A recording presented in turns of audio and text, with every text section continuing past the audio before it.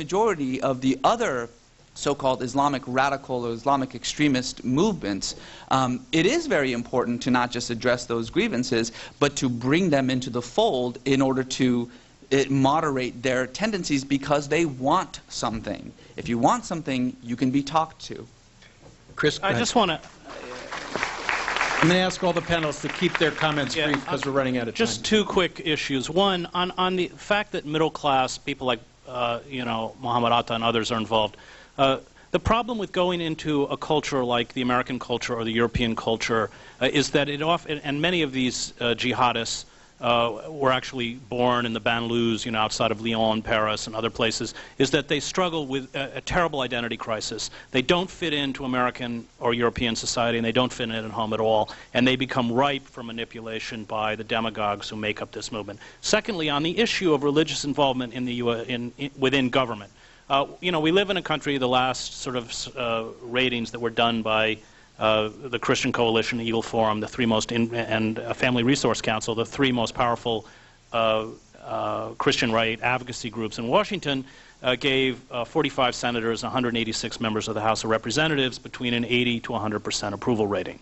And this administration has handed over billions of U.S. taxpayer dollars to these groups. Now, obviously, I don't have any problem with either an individual's or a group's religious orientation, but I have a tremendous problem with groups that discriminate based on sexual orientation, religious belief, and of course are using federal money to proselytize. That's unacceptable under the Constitution.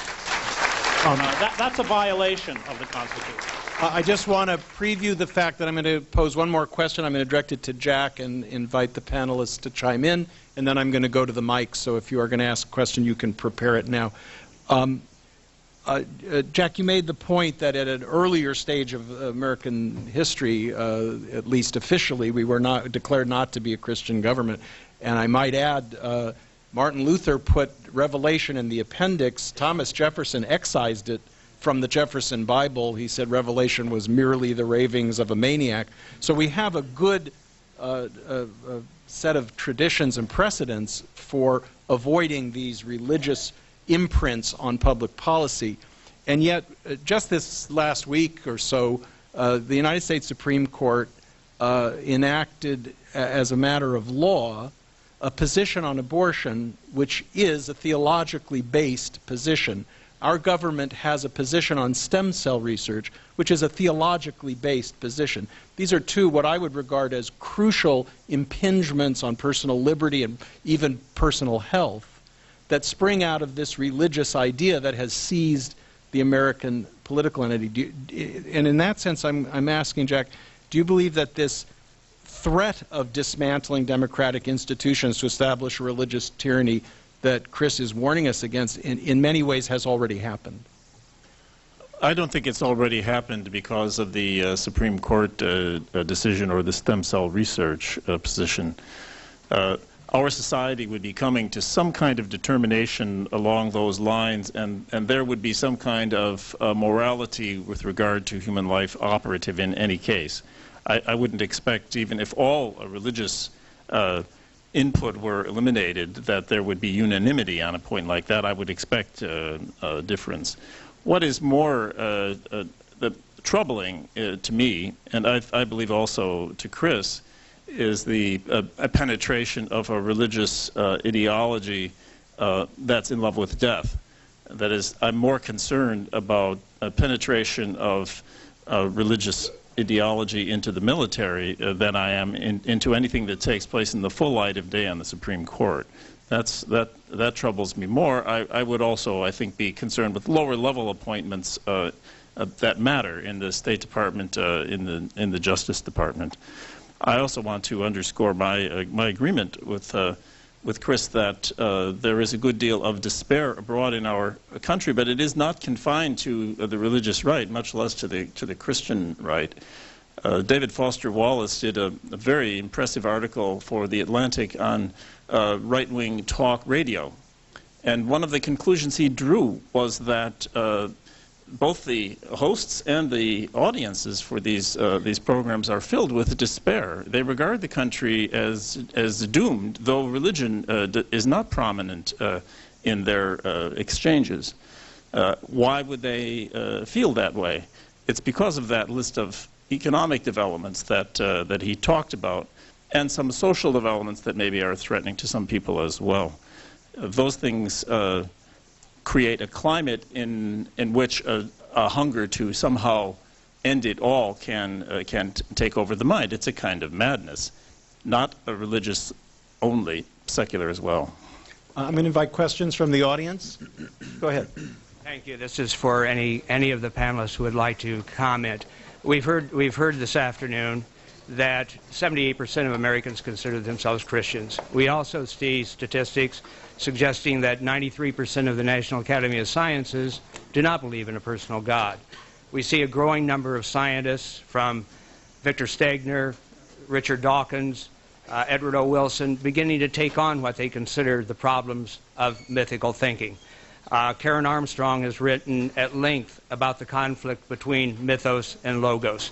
Do we live in an age in which the two are so in conflict that they're irreconcilable, or is it possible for a belief system based on mythical thinking to reconcile itself in the scientific age? Well, I would just like to chime in by saying, in Karen's defense, there are people who will throw the baby out with the bathwater. They'll say there's nothing redeeming about the religious imagination.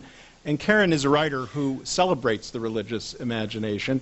And I think that it's possible to hold both thoughts in your mind at the same time. And I think that's certainly true of Jack's work and Reza's as well. But I'll invite other panelists. I would like to suggest that as an example of a middle point thinker, someone who is an atheist himself, but who regards religion as a permanent fixture in the human landscape, and who explains on scientific grounds why it is so and will remain so, is David Sloan Wilson.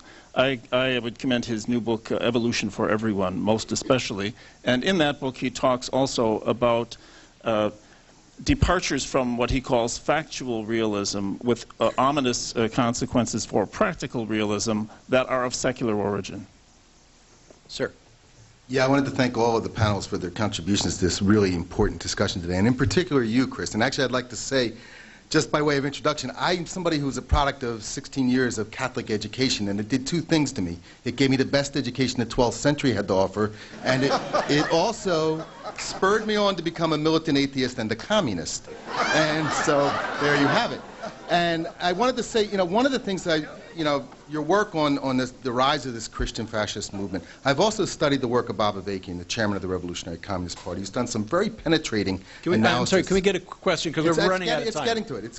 All right, the point is that, he's done some very penetrating analysis around religious fundamentalism, and this whole point that you make, and he makes, about this unity that's developed between the Christian fascists and the political regime, and you have a rapacious empire, a political agenda, recreating the world. And on the other side you have, and I think this is not just a handful of people, Reza, I think it's actually, you have an Islamic fundamentalist movement that's growing up due to the total, upheaval in the world.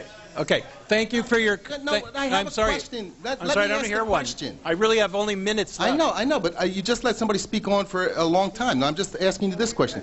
Where do you see hope? Because I personally, I think Avakian talks about a revolutionary solution. Okay, let me just answer quickly. Let me answer quickly that there is an alliance between the corporate interests and this movement, because if your job is taken from you, outsourced, your community disintegrates, it's very comforting to buy into the mythology that once you get right with Jesus, you'll be taken care of. And that's why groups like Sam's Club and others will actually put these, Walmart will put these chaplains within their corporations, because it does, as Marx understood, acts as an opiate.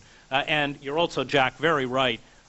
This radical Christian group now controls over 50% of chaplaincy appointments within the military and the service academies, and I think that there's two things. One, we have to look at them really as functioning more as commissars. They're making people loyal to an ideology, not the democratic state. Okay, I'm going to go to this gentleman. Short questions and answers, please. I think the impact of the black church has been underestimated in our conversation, and the reality that the Christian right modeled their political methodology on the success of the black church to achieve the civil rights revolution. And so I'd like to comment on this bad people comment you made earlier. Pat Robertson and Jerry Falk were bad people before they became religious figures. Yeah. And Well, that it's really, the despair is cultural. Yeah. And the loss of segregation, and now in the immigration debate, it's a cultural much more than economic despair Right. that people feel. You make a very important point. And, you know, this movement tries to paint itself as the heirs of the civil rights movement. Exactly. So that when I would attend rallies in Ohio, like at Patriot Pastors, they'll put pictures of Rosa Parks and Martin Luther King up before they begin their rallies, talking about how they're the natural heirs, which, of course, they're not. Because the figures like Falwell, for instance, got his rise with the attempts at desegregation. For 10 years, all he did was preach bigotry and exclusion from his pulpit. And then a wonderful